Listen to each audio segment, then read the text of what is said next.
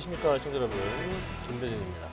자, 오늘 보습이고 31강인데요. 자, 오늘은 이제 뭐 과거에 부동산을 이제 좀 저희가 부동산의 가격 상승 이런 것들은 기본적으로 토지가가 상승한다면 그 뒤에 동반 따라오는 내용들이 될 수가 있겠는데, 자, 오늘은 그 토지에 대해서, 자, 토지의 정말 그 가치를 알아보기 위해서 우리가 꼼꼼히 살펴보셔야 될 그 두 가지 조건, 건폐율과 용적률에 대해서 알아보는 시간 갖도록 하겠습니다. 자, 오늘은 31강입니다. 자, 땅의 가치를 알아보는 방법.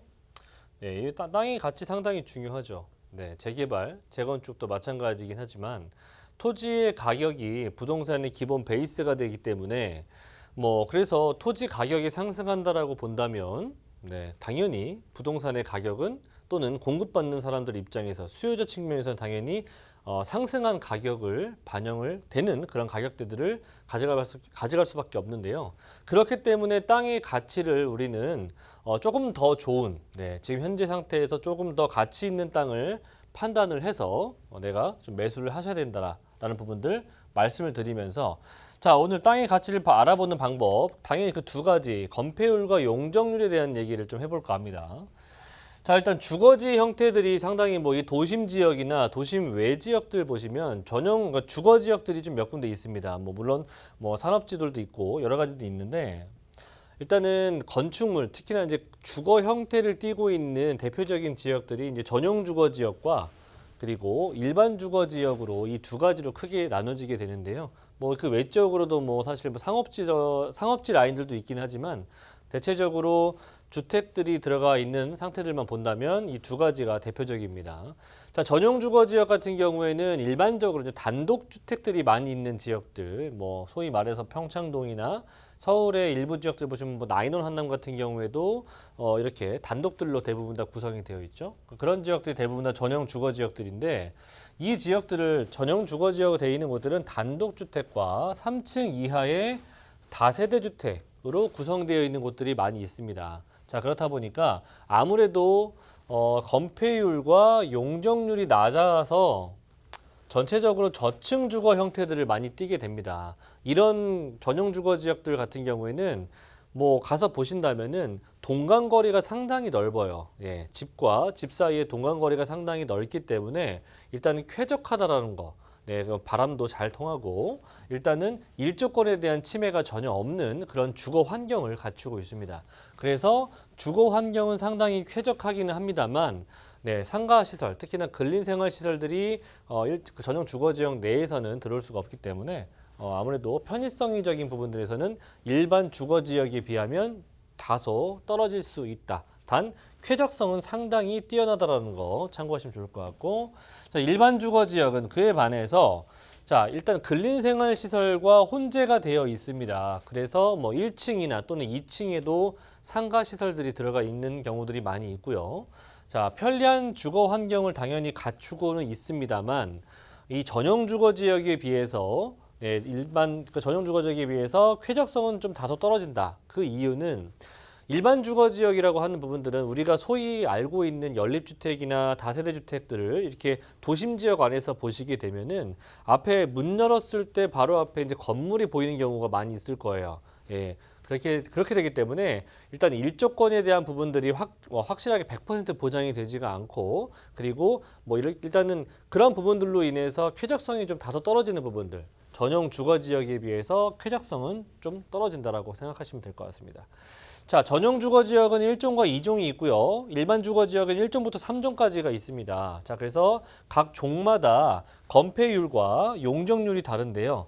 용적률은 제가 늘 말씀드리는 것처럼 곧 돈이라고 제가 많이 말씀을 드리고 있습니다. 보시는 것처럼 50% 이상에서 100% 이하, 100에서 150% 이하 구간이 좀 전용 주거 지역은 설정이 되어 있고요. 자, 일반 주거 지역 같은 경우에는 건폐율이 보통 60에서 3종 같은 경우에는 건폐율이 50%가 진행이 되는데, 이 또한 마찬가지로 용적률이 상당히 일반 전용 주거 지역에 비해서 높습니다. 그래서 건축물 자체가 단독주택이라고 할 수 있는 또는 3층의 다세대 주택보다 한 2배 정도 가량 높이 나오는 경우가 많이 있죠. 일반적으로 대도심 안에서 일반 주거 지역 같은 경우에 보시면은 6층 건물이라든지 또는 7층 건물이 나와 있는 이런 다세대 주택들이 많이 있죠. 그런 지역들은 일반 주거 지역이라고 생각하시면 될 것 같습니다. 뭐 준주거 지역들도 마찬가지로 뭐 주거 형태로 쓸 수는 있긴 하겠지만 상당히 높은 금액들을 가지고 있는 땅들이에요. 뭐 준주거 지역과 상업 지역들 마찬가지로 높은 용적률을 가지고 있기 때문에 그만큼 토지 가격이 상당히 비싸다라는 거 참고하시면 될 것 같고, 자, 여기서 우리가 또 그 건폐율이라 되는 부분들을 좀 알아두셔야 될 것 같습니다. 자, 건폐율 같은 경우에는 이제 그림에서 보시는 것처럼 대지 면적 안에서 바닥 면적, 건물의 바닥 면적이 차지하는 비율을 나타내는 그런 표율이라고 보시면 될 것 같고요. 예를 들어서 2종 전용 주거 지역의 건폐율이 50%이고요. 100평이라고 하는 땅 안에 2종 전용 주거지 안에 100평이라고 하는 땅 안에서 건물을 지었을 때 이 바닥 면적이 50%밖에 차지할 수가 없습니다. 그래서 나머지 50%, 약 50평 정도는 그 외적인 부분들, 공용 면적들을 또 사용할 수가 있겠고요. 또는 주차 면적이라든지. 그래서 이렇게 건폐율을 생각하시면 될 것 같고요. 그리고 용적률이 또 상당히 네, 건폐율도 당연히 중요하긴 하겠지만 용적률이 사실 건축물들에 대한 총 그 바닥 면적 안에서 건축을 할 수 있는 총 연면적에 대한 총 비율을 나타내기 때문에 사실 용적률이 높으면 높을수록 그 땅의 가치가 상당히 높다라고 생각하시면 될 것 같습니다. 자, 대지 면적에 대한 건축물의 총 연면적의 비율이고요. 네, 그리고 용적률을 산정할 때는 지하층이나 지상층, 주차장, 공동시설의 면적은 좀 제외를 하게 되고요. 일정한 토지 위에 둘 이상의 건축물이 있는 경우에는 그 건축물들의 총 연면적으로 계산을 하기 때문에 참고하시면 될 것 같고, 용적률, 만약에 예를 들어서 2종 땅 안에서 아까 말씀드렸던 전용 용지 땅 안에서 땅이 100평이고요. 대지 면적이 100평이고 건축물이 이종 그 주거 지역 같은 경우에는 건폐율이 50%이기 때문에 바닥 면적이 총 대지 평수가 100평이라면 그 안에 50평밖에 지을 수밖에 없겠죠. 하지만 용적률 같은 경우에 150% 나타내기 때문에 말 그대로 50평씩 3개 층을 지을 수가 있습니다. 자, 그렇기 때문에 총 150평 정도의 연면적을 가질 수가 있기 때문에 그렇게 계산을 해보시면 좋을 것 같습니다. 그래서 즉 쉽게 말씀드리면 용적률은 곧 돈이다라고 하는 부분들 참고하시고요. 기억해 두시길 바라겠습니다. 자, 마지막으로 이제 좀 팁을 좀 드리자면 우리가 또 재건축 이런 것들을 좀 많이들 생각하실 텐데 좀 여러 가지 꿀팁을 좀 한번 드려보도록 하겠습니다. 자, 일단은 재건축 대상 아파트를 좀 보실 때는 지분 확인을 좀 필수적으로 하시면 좋을 것 같습니다. 그러니까 누구나 똑같은 뭐 당연히 지분 확인을 하셔야 되지 않겠느냐라고 하시는 분들이 있으실 텐데 의외로 지분을 생각하지 않으시는 분들이 많이 있어요. 하지만 지분이 넓으면 넓을수록 당연히 좋다는 걸 아실 건데 총 평균 대지 지분을 꼭 필히 확인하셨으면 좋겠고요. 대지 지분이 높으면 높을수록 수익률이 더 높아지는 것들이니까 참고하시고, 용적률은 곧 돈, 머니라고 할 수 있는 부분들인데 용도 지역에 따라서 건축이 가능한 용적률이 높으면 높을수록 토지의 가격이 높아집니다. 왜? 건물이 점점점 더 높이 지을 수가 있기 때문이기도 하고요. 준주거 지역이라든지 또는 상업지 같은 경우에는 일조권에 대한 침해를 받지 않기 때문에 중간에 올라가면서 1종이나 2종이나 3종에 비해서 깎이는 거 없이 그대로 올라갈 수 있다는 거. 그렇기 때문에 준주거 땅들, 상업지 땅들이 상당히 비싼 이유이기도 합니다. 자, 세 번째, 재건축 아파트를 선택을 할 시에 필수 조건들이긴 한데요. 현재에 건축되어 있는 건축물의 용적률은 상당히 낮고요. 재건축될 건축물의 용적률과의 차이가 크면 클수록 수익성이 상당히 좋습니다. 자, 이런 건축물들을 찾으셔야만 해요. 지금 현재 예를 들어서 3종 땅 안에 들어가 있는데 아파트의 건축물이 10층에서 15층밖에 되지 않는다. 그렇다면 앞으로 더 추가적으로 지을 수 있는 건축물의 높이가 더 다르기 때문에 앞으로 향후에 재건축이 되었을 시에 조합원들의 수익성이 상당히 높아지게 됩니다. 그래서 일반 분양이 더 많이 나올 수가 있기 때문에 조합원들의 추가 분담금은 적어질 수가 있겠고 수익성은 더 높아질 수 있는 부분들이니까 재건축 아파트를 조금은 좀 고민을 해보시고 계신 분들은 필수적으로 이렇게 용적률 남아있는 거 체크하시고 평균 대지 지분이 많이 남아있는 거, 평균 대지 지분이 높으면 높을수록 좋다라는 거 참고하시고 투자나 또는 실거주에 임하시면 좋을 것 같습니다.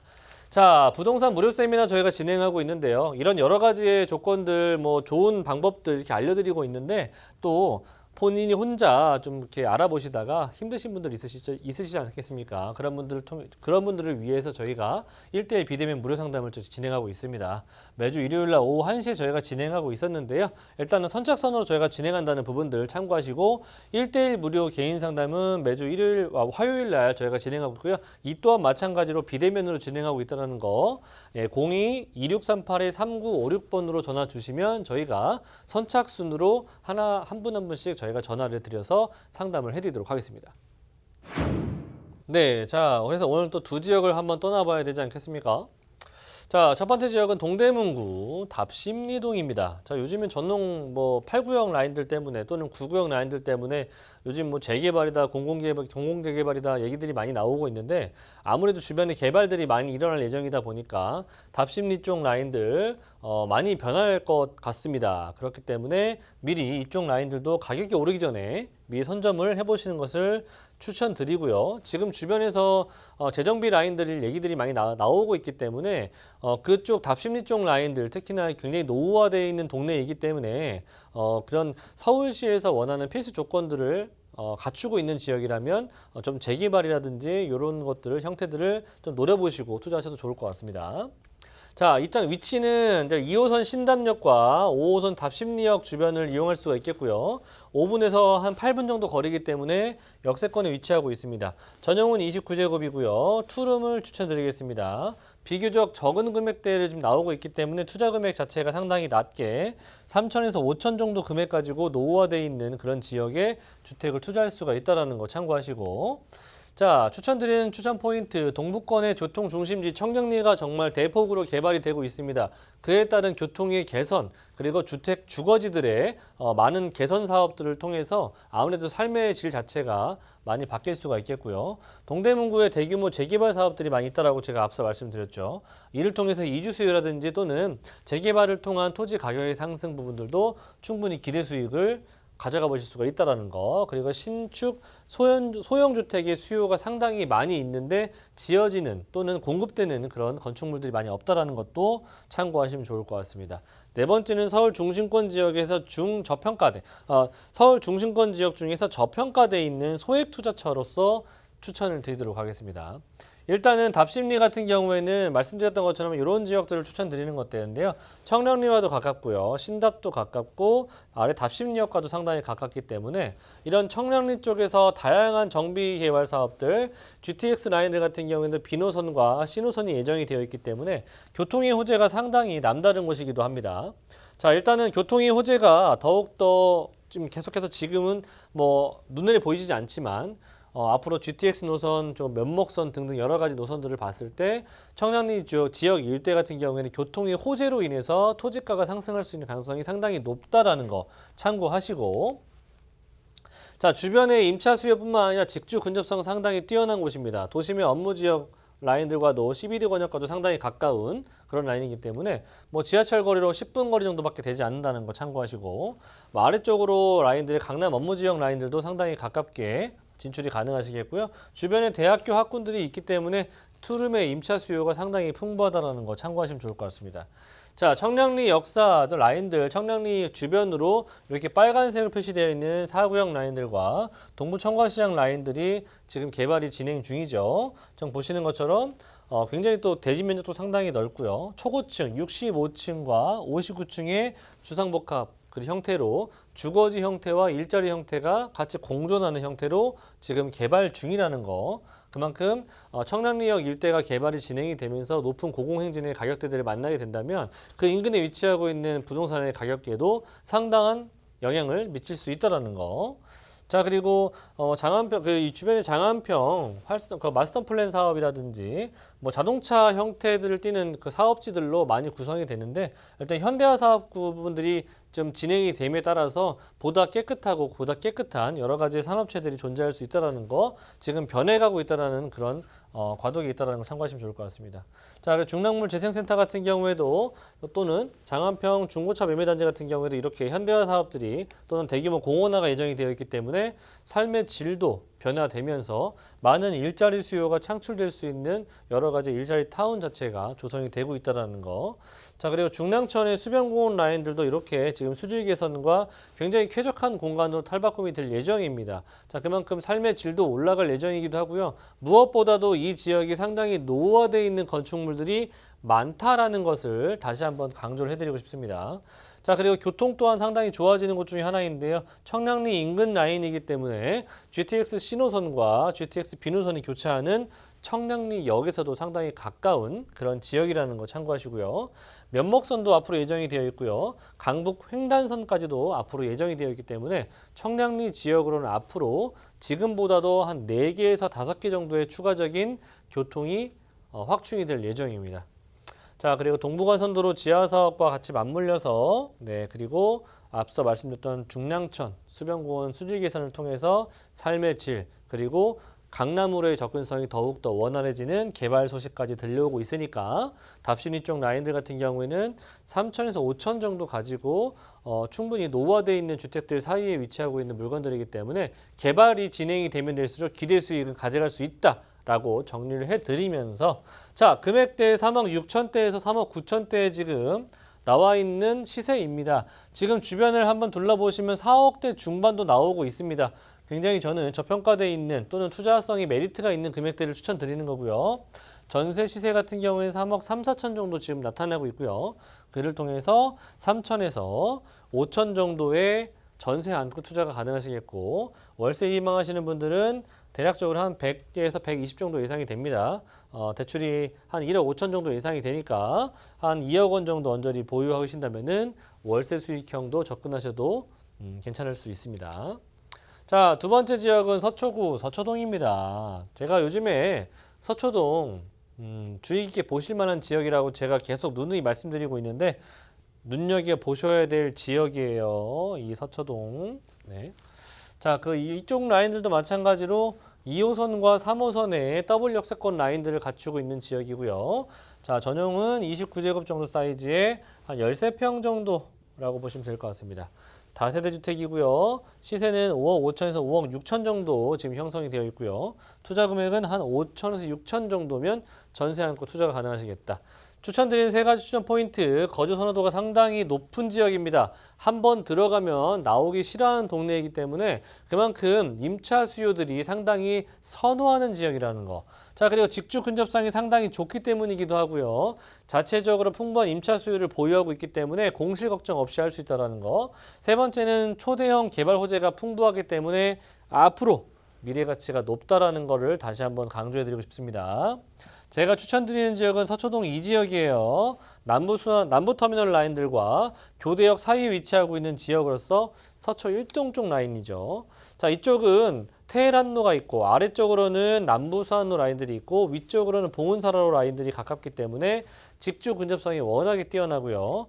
자체적으로 교통이 상당히 좋다 보니까 또는 그 위쪽에 여러 가지 터미널 라인들 이렇게 교통 자체가 워낙에 뛰어나다 보니까 말씀드렸던 것처럼 일단 교통이 쾌적화되어 있는 그런 곳입니다.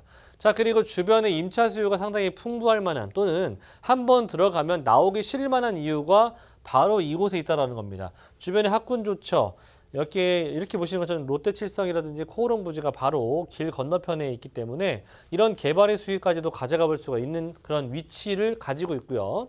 바로 옆에 서울교대 있죠. 조금만 넘어가면 법조타운 라인들 있죠. 그리고 그 위에 조금만 가면 정말 초대형 병원이라고 할 수 있는 성모병원, 그리고 그 위쪽에 신세계 백화점까지 몰세권, 그리고 병원, 그리고 법조타운의 풍부한 일자리, 서울교대 라인들도 마찬가지 풍부한 일자리와 그리고 대학교 학군들의 학생들의 임차 수요까지도 충분히 받을 수가 있는 곳이기도 하고요.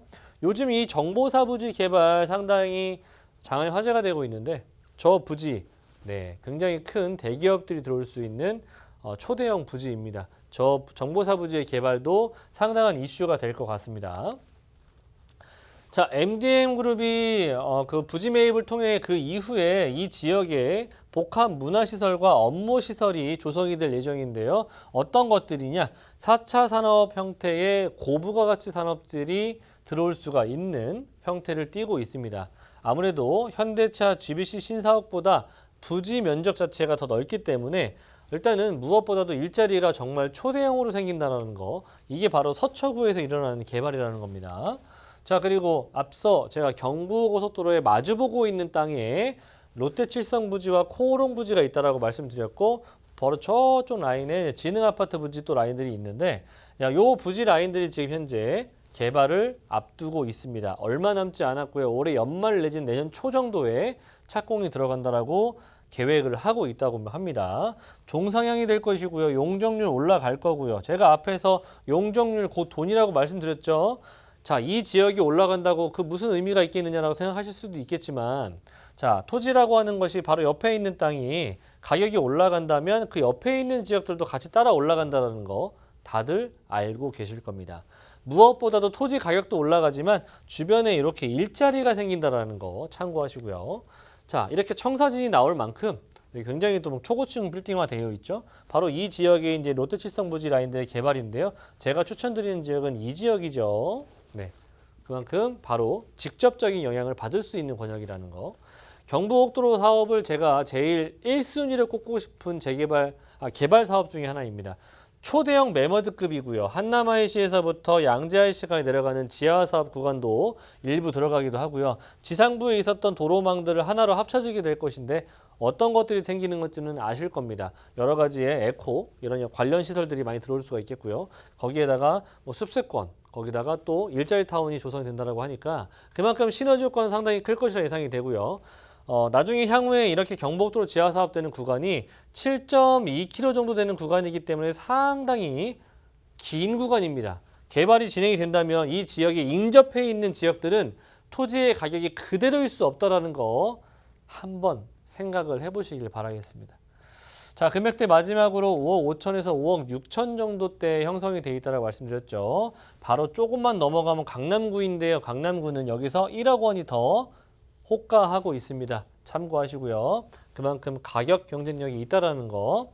전세 시세 같은 경우에는 한 5억 원 정도 예상이 되기 때문에 한 5천에서 6천 정도 금액 가지고 계시다면 증여를 하시든지 또는 투자를 하셔도 좋다. 자, 월세 희망하시는 분들 생각보다 월세가 높이 나타나고 있는 지역입니다. 150만 원 정도 월세가 가능하겠고요. 대출이 가능하시다면 3억 원 정도 보유하신다면 월세 투자도 충분히 가능한 지역 되겠습니다. 자, 마지막으로 무료 세미나 저희가 진행하고 있다는 거 다시 한번 말씀드리는데요. 1대1 비대면 상담입니다. 저희가 만나서 하는 게 아니고요. 코로나가 아무래도 수그러들지 않고 있기 때문에 저도 조심, 고객님들도 조심하셔야 되겠죠. 자, 그래서 1대1 무료 상담하고요. 선착순 모집입니다. 아래에 나오는 전화번호 02-2638-3956번으로 전화를 주신다면은 저희가 선착순으로 저희가 친절하게 전화를 드려서 상담을 해드리도록 하겠습니다. 네, 오늘 그 땅의 가치를 좀 판단하는 기준은 가장 기본적인 것들인데 용적률과 건폐율에 대해서 알아보는 시간 가졌습니다. 사실 이런 부분들이 기본적인 사항들을 보지 않고 투자를 하시는 분들이 많이 있으신데 제가 앞에서 팁이라고 말씀드렸던 것처럼 특히나 재건축 이런 형태들을 띠는 그런 사업들을 좀 보시는 분들 같은 경우에는 필히 용적률이라든지 대지 지분들을 꼭 필수로 확인하셨으면 좋겠고요. 뭐 제가 말씀드렸던 이 두 가지 지역들, 뭐 답시민이라든지 또는 서초동 같은 경우에도 수많은 개발들이 많이 있는 것들 중에서 약간의 성격은 좀 다를 수는 있어요. 답시민 같은 경우에는 주변이 너무나 또 노후화되어 있는 동네이다 보니까 여러 가지의 개발 사업들을 조금 더 좀 가능성을 좀 높이 챙겨 보시면 좋을 것 같고요. 서초동 같은 경우에는 사실 재개발의 성격들보다는 그 주변에 굵직굵직한 개발들이 워낙에 많다 보니까 그런 개발들, 특히 지금 강남구 같은 경우에는 삼성동 주변에는 우리가 토지를 살 수도 없습니다. 그렇게 토지거래 허가제로 묶여있는 지역들이 많다 보니까 이렇게 굵직굵직한 사업들이 있는 매머드급 개발 호재가 있는 서초구 같은 경우에도 특히나 저는 이 경부고속도로 주변을 좀 주목을 해보고 싶습니다. 이런 지역들 나중에 우리가 사고 싶어도 살 수 없는 지역으로 바뀔 수가 있기 때문에 다시 한번 말씀을 드리지만 우리가 지금 선점을 할 수 있을 때 하셔야 된다는 거 참고하시고 먼 미래의 10년, 20년을 내다보시고 내가 지금 당장이 아니더라도 내 자녀를 위해서 증여를 해두시는 것도 좋은 방법이라는 거 다시 한번 말씀을 드리면서 다음 시간에도 더 좋은 내용으로 찾아뵙도록 하겠습니다. 감사합니다.